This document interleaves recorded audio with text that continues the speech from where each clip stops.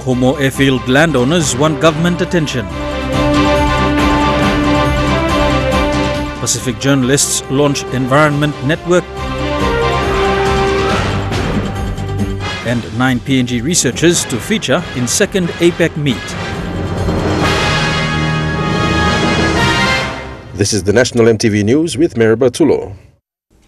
A very good evening. Thank you for joining us for Thursday's news. Less than 12 days have been given to the national government and PNG LNG project developer ExxonMobil to settle outstanding benefits for the Komo Airfield in Hela province. A 22-page petition signed by Komo landowners details outstanding business development grants, seed capital and other high-impact projects stipulated under the project's UBSA and LBBSA agreement signed in Kokopo in the year 2009. The landowners say closing the airfield remains an option if the government does not respond. The small group represents 30 incorporated land groups surrounding the Komo Airfield in Hela. Leader Michael Tiki says the petition hopes to make the government honor commitments signed in Kokopo prior to the commencement of the PNG LNG project.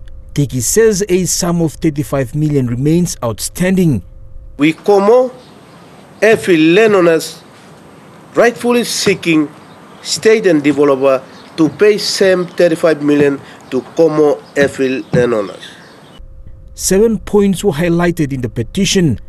Among them, payment of security funding, removal of ADR process for Komo Block 1787, appointment of 2 directors in the Komo Airfield Company, and backdating of outstanding IDGs, BDGs and other benefits. I'm as fair from Komo because me EBC 5. So Komo Airfield landowners, government must give him good look survey. The concerned landowners say government has denied the rights to benefits they are entitled to. They say the government has less than 14 days to meet the demands. They also want Komo Airfield to be a standalone facility. The landowners feel that they have been overlooked despite hosting a key infrastructure in supporting the PNG LNG project. Airfield staff na angora come up. Airfield staff na golo H for Nogoli Gola Angora Juha come to airport. The petition was presented to government authorities this afternoon. I'm no good blood tinting, good blood toto. Not affecting them. What is been on the basis on the agreement we're seeking, but the response is come karangi, na mi blasa wokim, make me go. Na blame lol, so petition blow me, but me sebi me go lo. Lo lenona block Komo Airfield, and by me sebi me go long. Government. Jack Lapave Jr., National EMTV News. 9 Papua New Guinean researchers are expected to present papers at the upcoming APEC Study Centres Consortium Conference. The ASCCC will be held next Monday to coincide with the APEC second senior officials meeting in Port Moresby. Of the total 27 papers to be presented, 9 of which are from researchers from Papua New Guinea. In the lead-up to the upcoming APEC Study Centres Consortium Conference, the organizers provided an overview of this event.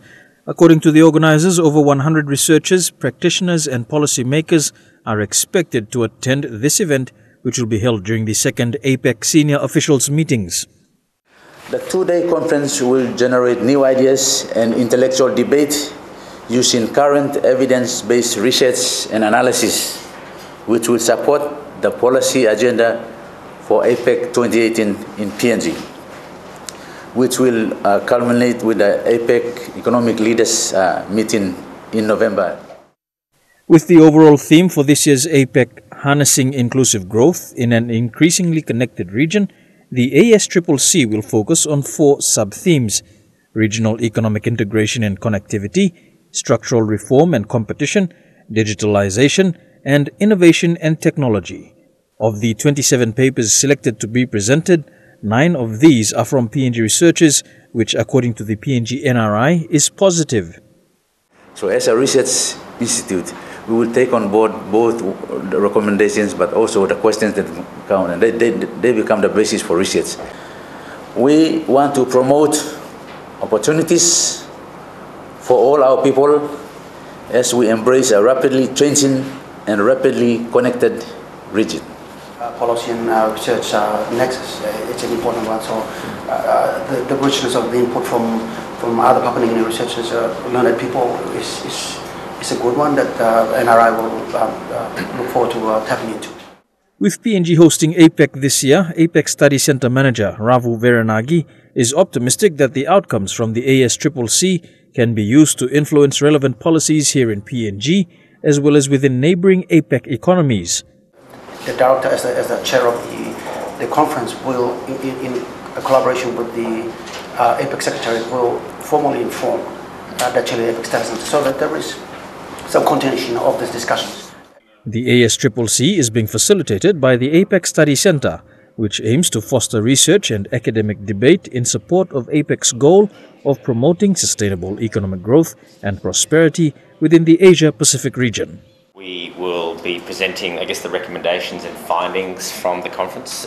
We expect from the 26 different papers that are being presented, there'll be some new ideas and there'll be some ways forward in terms of taking policy forward for PNG and APEC.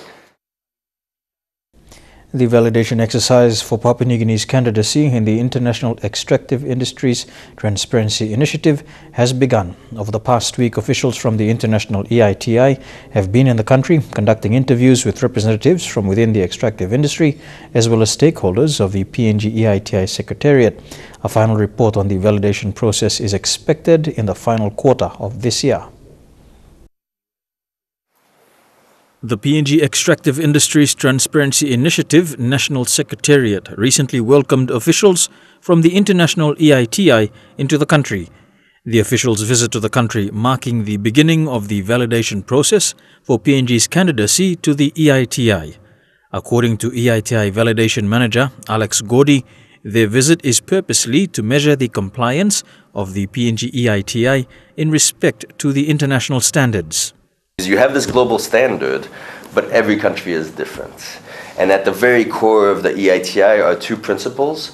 One is this multi-stakeholder oversight, because of course all three of those groups, government, industry, and civil society, have a seat at the table. But it's also country ownership. Because every country is different, of course they are expected to make progress towards the same minimum requirements, but the EITI standard is flexible enough to adapt to the local circumstances.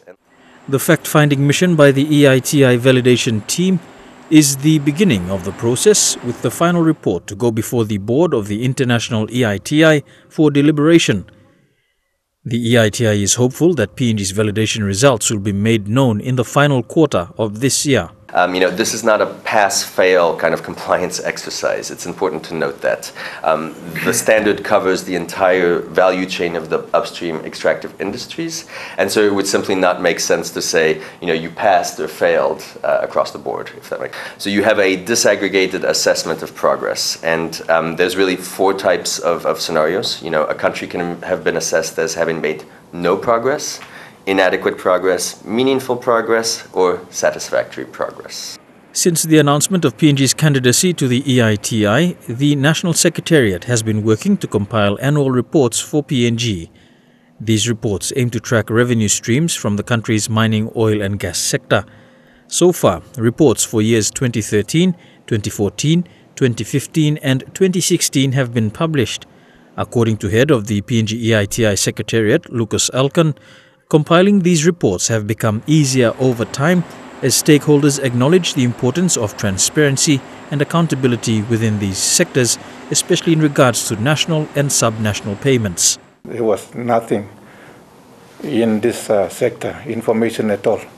And I think for a country, we should be very appreciative of what we have produced. And we have started to compile information that we have never had it before. Whilst PNG awaits the final results from this validation exercise, there is optimism that the efforts of the PNG EITI will go a long way in promoting further transparency and accountability within the lucrative mining, oil and gas sectors.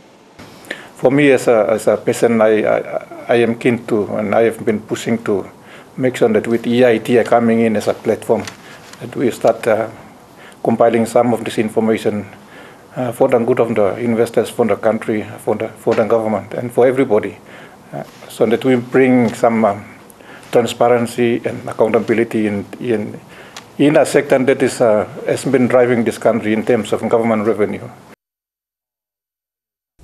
A block of 4 classrooms of 3 grade 7 and 1 grade 8 classes were burnt down at the Ilakaraita Primary School in Kerema Town, Gulf Province. The incident happened 2 weeks ago, forcing the school administration to take immediate measures to ensure school operations are not disrupted. The 4 affected higher primary classes, with a total of 200 students, have been allocated 1 classroom supposedly meant for grades 4, 5 and 6. As a result, 3 classes of grade 4, 5 and 6 have been allowed only a half day of classes in the morning and afternoons to ensure that no student in each of these grades are without a classroom, missing out on lessons. Investigations into the burning down of the classroom blocks are still being carried out by authorities in Kerema.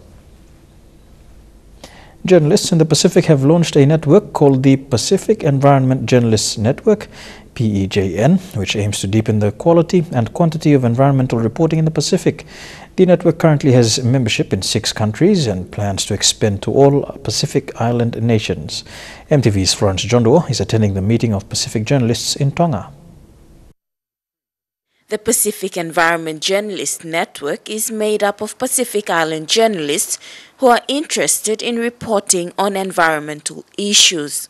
Reporting on environmental stories in the Pacific is vital as we are facing the drastic impacts of climate change. The Pacific Environment Journalist Network is a new network that has been set up by Pacific journalists who are interested in reporting on environment.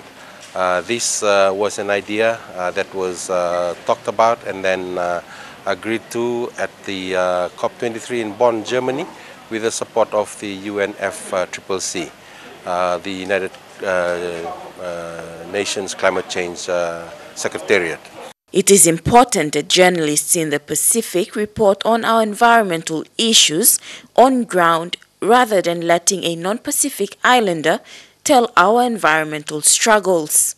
Moving forward, we would like PEJN to become the coordinating network for environment journalists in the Pacific. We would like to work with partners who will be able to help us in the different ways, whether financially or in kind, and offering opportunities for Pacific journalists who would be interested in reporting on environment in the region. I think it is very important that we have environment journalists who can report on what we face as challenges daily in our own countries in the Pacific.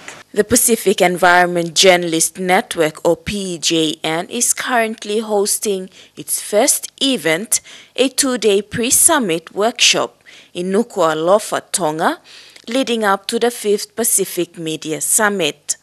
The network is now urging stakeholders to partner with them to drive environmental reporting in the Pacific.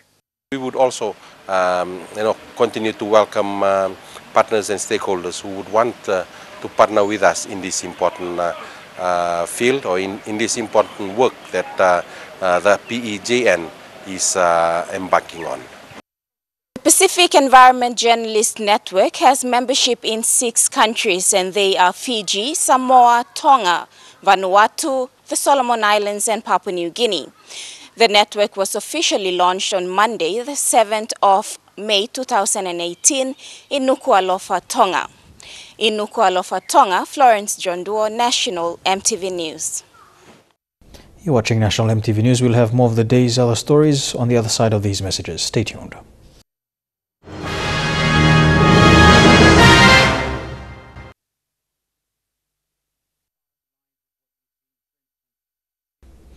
Welcome back to the news. A group of landowners in Kikori are standing firm on the removal of Mark Maipakai as chairman of Gopera Investment Limited. Spokesperson Luke Damu says the landowners believe it's in their best interest following allegations of improper actions by Mr. Maipakai in the past 25 years. They also want a probe into the financial standings of the landowner company. Formal complaints were reported to the National Forest Authority and police. Despite being harassed by police after coming publicly to announce the removal of Mr. Maipakai as chairman of GOPERA, the landowner leaders believe the former MP of Parliament must answer to allegations. A spokesperson says Mr. Maipakai cannot act on behalf of the board. We raise our voice because we are the principal landowners within the TRP in East Kikori. We have not seen any tangible development. The group expressed disappointment, stating Mr. Maipakai had failed to provide financial reports of a 7 million settlement by logging company Rimbunan Ijau. The leaders have stood firm to remove Mr. Maipakai as chairman. Misa buon tamien na mi lapun. 25 years old. Orsem na mi lausinem. Saleno na. Mi got power. Mi lausinem. Formal complaints have been laid to the Fraud Police and National Forest Authority. The East Kikori leaders say no proper services were delivered under Maipakai's leadership as chairman for 25 years. What we have stipulated here is failures of financial reportings, gross mismanagement of GOPERA investment. And it is high time we landowners make decision to remove him. The decision was made on 26th February 2018. The former Kikori MP is yet to make a public statement. Jack Lapava Jr., National EMTV News. Inmates at the Bomana prison have launched a campaign album today at the Bomana Correctional Institute. The album, jointly composed and performed by over 20 inmates, is based on personal challenges and experiences. This album is a result of a drug and alcohol training program conducted within the prison last year. Over 20 inmates of the Bomana prison launched their campaign album today at the Bomana Correctional Institute. The project was initiated by Moresby Youth Development Authority and Correctional Services PNG and funded by Department of Community Development, NCDC Yumi Lukauti Moresby and CHM Supersound Studios. So the drive behind this project was to address the social issues of drugs and substance abuse and other issues as well. And by doing this, we wanted to raise the warning flag from within the prison itself, using the powerful tool of music to communicate positive messages to the widespread community. In view of the rise in drug and alcohol abuse, this results in gender violence and lawlessness. The inmates wrote songs as warning cries from within the prison to create awareness to the larger community. Community Development Minister Soroy Eoe was more than happy with the music performed by the artists. Occasion, because it's also give rise to what you can do as God's creation, as people who have been given different gifts in life, different talents in life.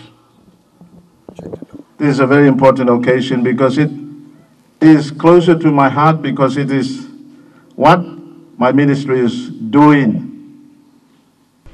Bomana Correctional Services wants to build on their rehabilitation program. This is one way to help the inmates to express the challenges that they faced and contribute back to the society. The other inmates who come in, they need to be educated. They need to be made aware. Because here, there's a lot of influence in prison, you know. There are people of different crimes.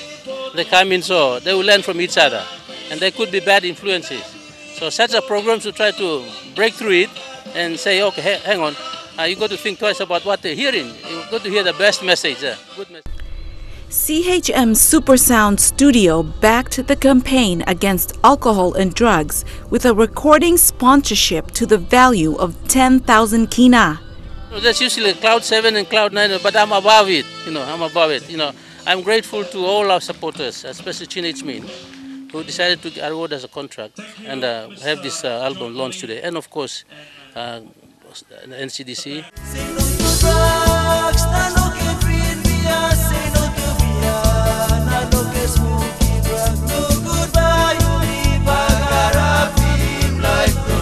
Lilian Sopera Kinea, National MTV News. And during the official launch of the campaign album at Bomana, Community Development Minister Soroy Ewe and Secretary Anna Solomon gave an early Mother's Day gift to the female inmates. They presented 2,000 kina as a gift to the inmates. Minister Ewe said everyone deserves to celebrate Mother's Day, whether in prison or outside the prison. The Allegiance Party has received its certificate from the Register of Political Parties after changing its name from the PNG Constitutional Democratic Party to Allegiance. With the formal name change, the party will now focus on laying down administrative groundwork with a drafting of a party constitution. The Allegiance Party's single common political agenda is to save PNG by bringing down corruption and ensuring a better future for generations to come. Rather than registering a brand new party and adding to the existing 45 political parties, a strategic decision was made to use an existing registered party, the PNG Constitutional Democratic Party, founded in 2010. Under this arrangement, all coalition parties that make up the opposition bloc will remain under the brand of the alliance, including the newly registered Allegiance Party. With the motto of loyalty to God and country, Madang MP and parliamentary leader for the party, Brian Kramer, says the Allegiance's main political agenda is to bring down corruption and ensure a better future for generations to come.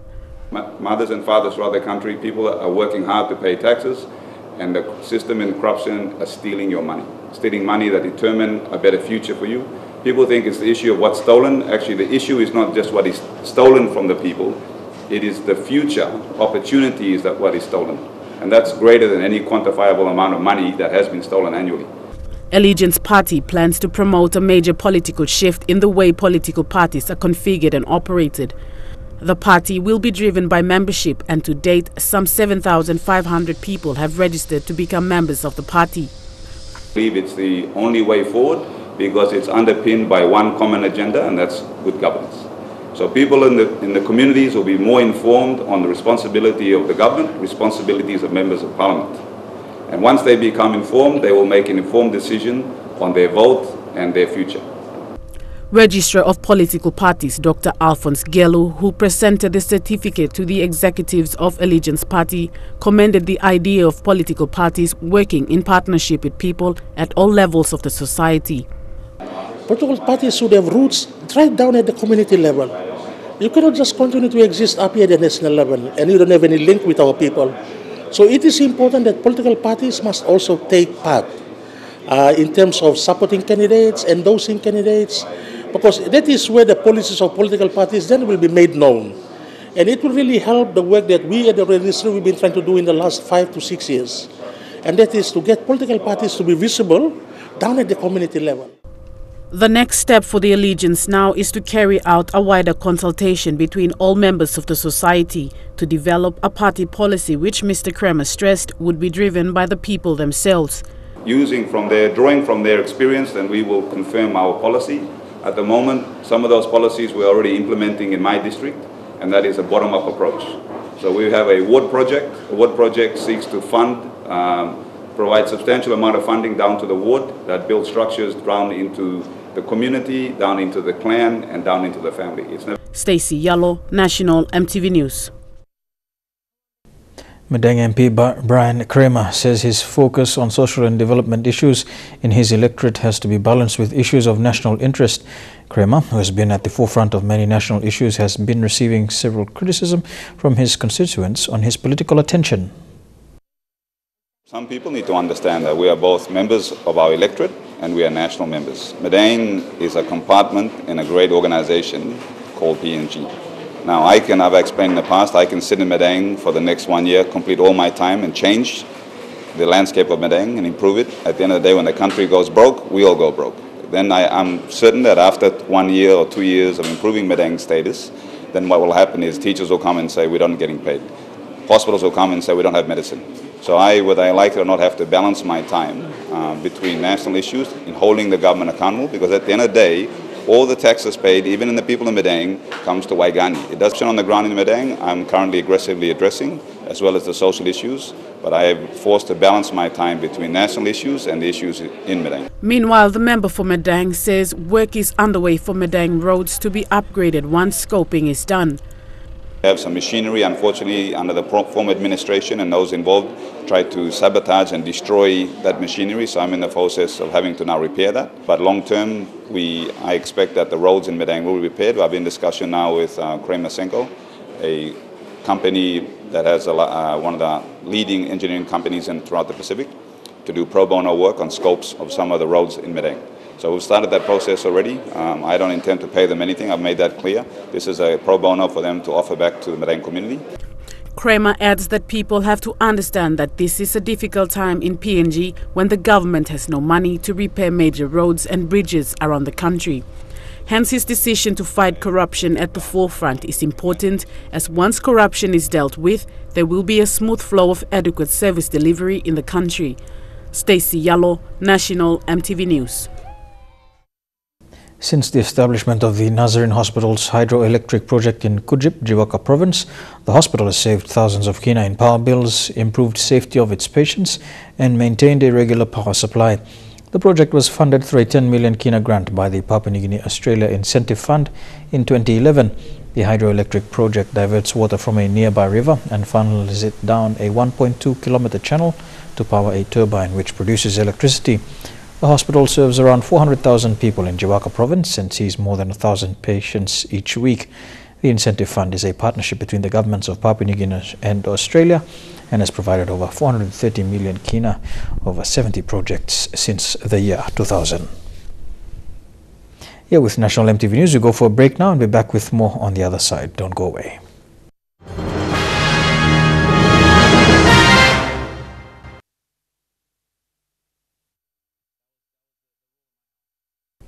Welcome back to the news. Pangu Party National President Patrick Pundau is adamant that while Bulolo MP Sam Basil is suspended as the parliamentary leader and cannot represent Pangu Party. This comes after Mr. Basil said the party remained intact. Issues of mismanagement and leadership were some of the reasons listed on both sides as to why Pangu Party has been split. The political wing and both the council members of the Pangu Party and the parliamentary wing claim that the party constitution hasn't been followed. From the advice from our lawyer and a court-sanctioned meeting of the decision we made, they are no longer the executives of Pangu Party. The leader of Pangu Party will be decided, leadership of Pangu Party will always be decided by the parliament wing. From the council, as a member of the Pangu Party, he is not a member of the Pangu Party now. He can be an independent minister in the O'Neill government, but cannot be a Pangu Party minister as he claims. On the 4th of May, the Pangu Party Council, in a letter, advised Mr. Basil the reason for his suspension. Any move the parliamentary wing wants to take, they must do it in consultation with the Pangu Party Council. Was there any consultation? No consultation. We never know. Even the branches never know. The members who went with him, they never know.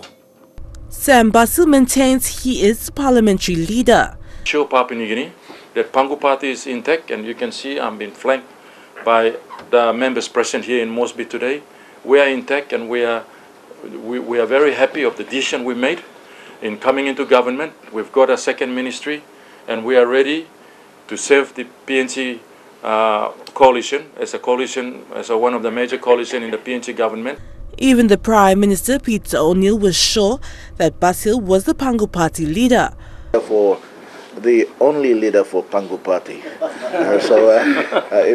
If there is no doubt whatsoever to say a few words on. Pangu Party National President Patrick Pundau says the Prime Minister should understand each party has a constitution and is governed by it. Basil and O'Neill's business is out of Pangu Party business. So the Prime Minister can recognize him. He says that he can call him a Pangu Party member, but I'm sorry, he's not Pangu Party minister. But Basil is now preparing to have a party convention in Makam next month for elections of the council and branch members. The executives on that day, sanctioned by court, made a decision that the convention will be held in Makam Valley on the end of June and early July. Paundo says the convention and any decision made will be illegal and not in line with the party constitution.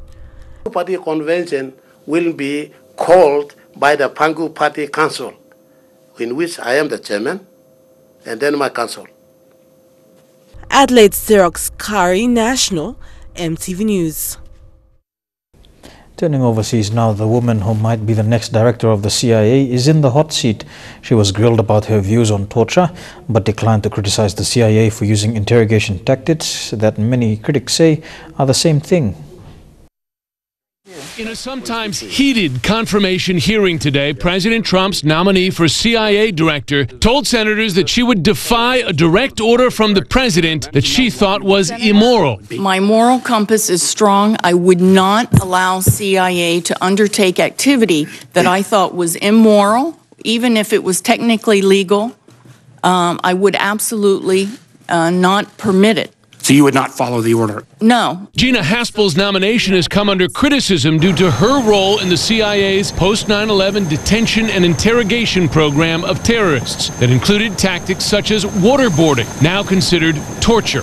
Today, Haspel vowed never to restart the program, even if directed by the president, who as a candidate enthusiastically endorsed waterboarding and more. I would bring back waterboarding, and I'd bring back a hell of a lot worse than waterboarding. I would not restart under any circumstances in an interrogation program at CIA, under any circumstances. Pressed repeatedly, however, Haspel would not say if she considered the torture program immoral. Do you believe that the previous interrogation techniques were immoral? Senator, I believe that CIA officers to whom you referred. It's a yes or no answer. Do you believe the previous interrogation techniques were immoral? Senator, I believe that CIA did extraordinary work to prevent another attack on this country, given the legal tools that we were authorized to use. Please answer yes or no. Do you believe in hindsight that those techniques were immoral? Senator, what I believe sitting here today is that I support the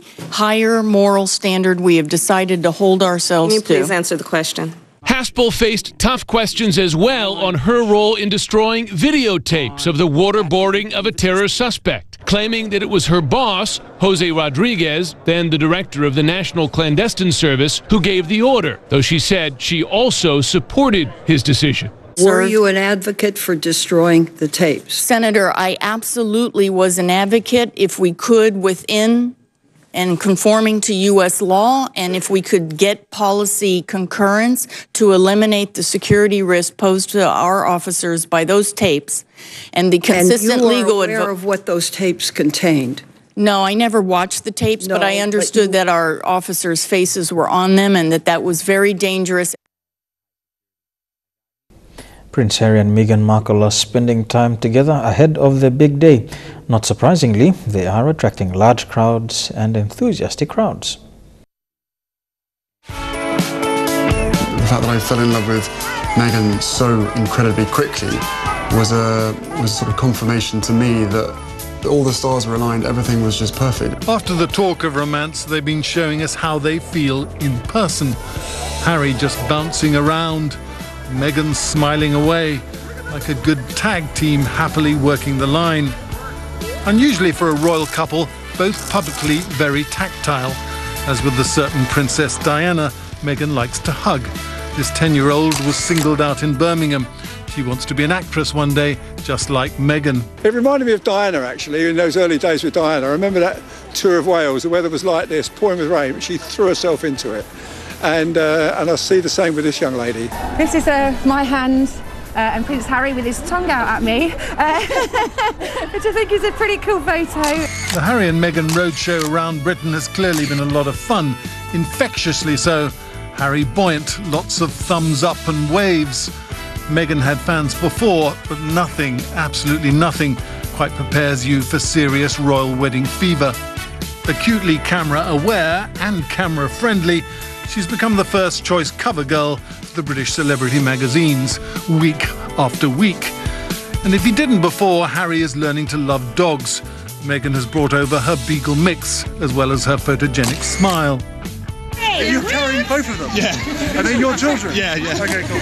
Yeah, they're lovely. And we've got some lovely photos of them as well. And they're charming, absolutely charming. Hi, nice to meet you. Hi, how are you? Nice to meet you. Congratulations. Thank you so much. Thank you so much. You're one of your friends? No? Yeah. Oh, okay. Where are you from? Oh, I'm from London originally, but There was a rare intimacy here, a spontaneity, a royal couple happy to banter. Shouldn't you be at work then? What do you mean don't tell anyone? Someone's going to see you here. Who's this on your camera? Oh, he's so handsome. Very sweet. I love that. As a successful TV actress, Meghan Markle was a UN advocate for women's rights. Women need a seat at the table. They need an invitation to be seated there. And in some cases, where this isn't available, well, then you know what? Then they need to create their own table. Now she's marrying into the British royal family, a carefully apolitical institution. But that evidently hasn't inhibited her. She has a new platform as one of the so-called Fab Four, William and Kate, Harry and Meghan. I think right now in the climate that we're seeing with so many campaigns, I mean, with Me Too and Time's Up, there is no better time than to really continue to shine a light on women feeling empowered. These have been a frenetic few months for Meghan Markle. Baptism, acceptance into the Church of England, and a little wedding to plan at Windsor Castle. And along the way, she's been getting to know us, and we've been getting to know her. Here with National EMTV News, we go for a break now. When we come back, some sporting updates in Trukai Sports. Stay tuned for that.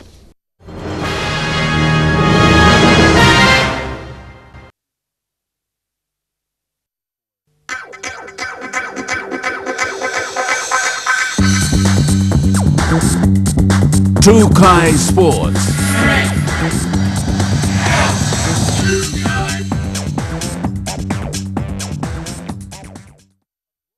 Welcome to Trukai Sports. We begin with Rugby League first, and PNG Rugby Football League Chairman Sandesh Chaka says while they have been informed of Gary Lowe's return to the country, the national body was not made aware of the circumstances surrounding his departure from England.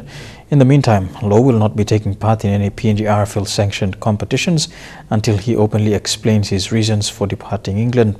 PNG RFL has made formal inquiries with England's Rugby League Federation and Castleford in regards to Lowe's departure and the implications on PNG players wanting to play in the UK. PNG Rugby Football League announced their merchandise partnership with Brian Bell Group of Companies today in Port Moresby.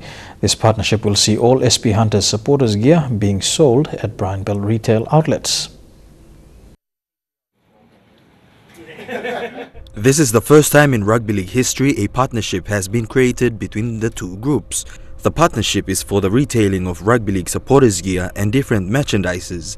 PNG RFL CEO Reta Rao says they are happy with the new partnership.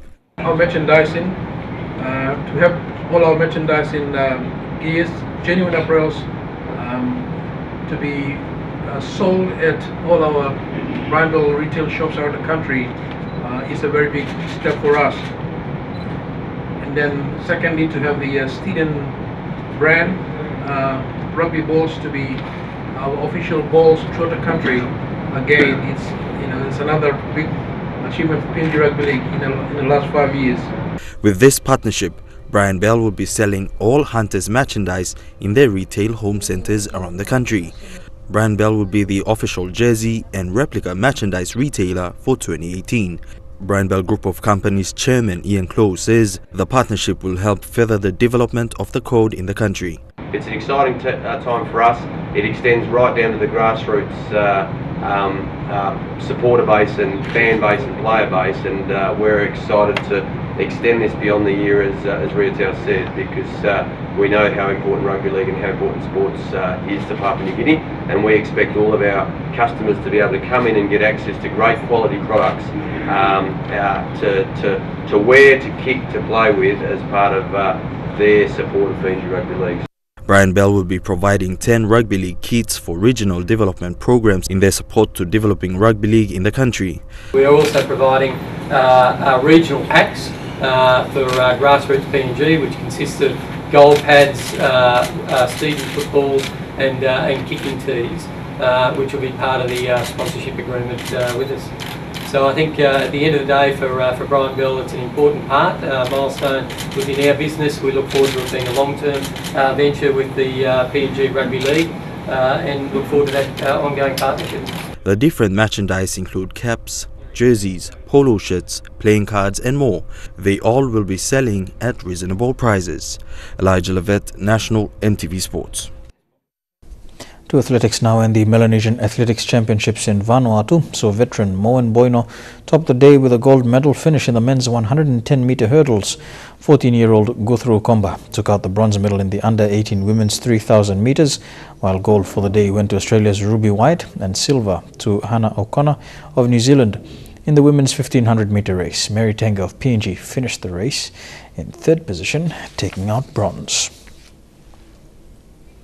To cricket now, and PNG batsman Vani Vagi Morea speaks to EMTV Sports about what's in store for him now following his resignation a few weeks back. Morea, who resigned following the passing of his wife Sibona Morea, is now looking at giving a hand in cricket development. While the Barramandi's batting lineup may have a dent in his absence, cricket development will gain a lot from him. I want to give back, like Cricket PNG has give me a good opportunity for me to play and represent my country. So I like to give back Cricket PNG also and go back and teach the young ones. To become a good pathway to teach them how to play cricket and to become one of the good players or represent their countries. And we'll have more of the interview with Vani Vagi Morea on Sports Scene at 8 p.m. next Monday. We'll go for a break now and be back with more of Trukai Sports after these messages. Trukai Sports. Welcome back to Trukai Sports. The Port Moresby Rackets Club will be training junior squash players for the next 4 days under its juniors training program.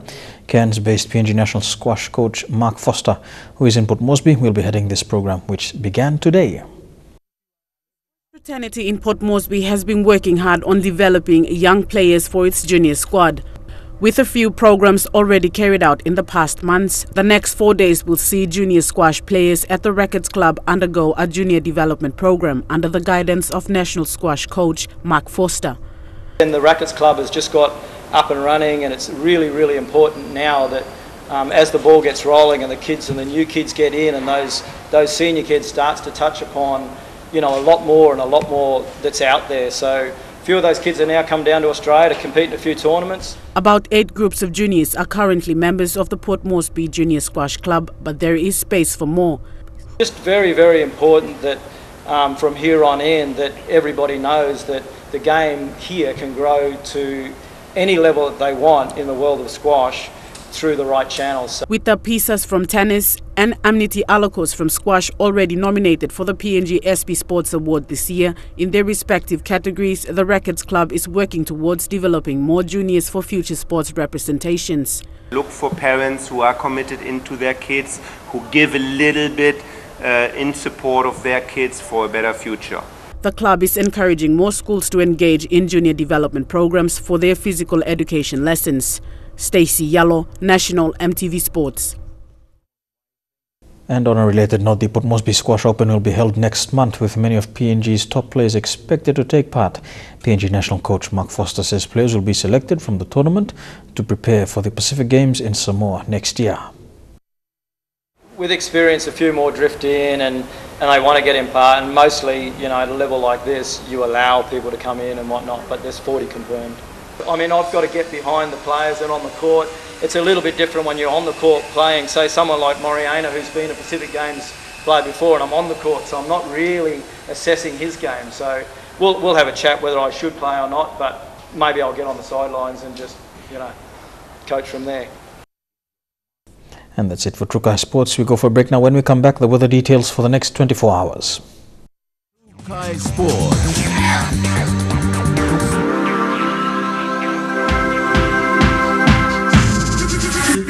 Trukai Sports. The weather details were proudly brought to you by Dulux, celebrating 50 years in PNG and the only paint made in PNG.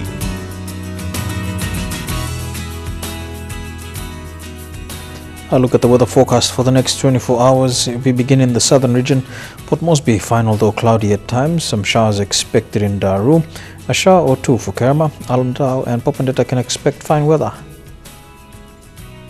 To the Momasa region, a shower or two expected in Ley. Some rain as well for Wau. Some showers expected in Madang. Mostly fine for Wewak and Vanimo. To the New Guinea Islands region, a shower or two expected in Lorengau and Kavieng. Kokopo, Rabaul and Buka can expect some showers as well. Fine weather expected in Kimbe, West New Britain province. And in the Highlands region, Mount Hagen, Mendi and Wabe can expect some cloudy weather. Goroka and Kundiawa, a shower or two over the next 24 hours.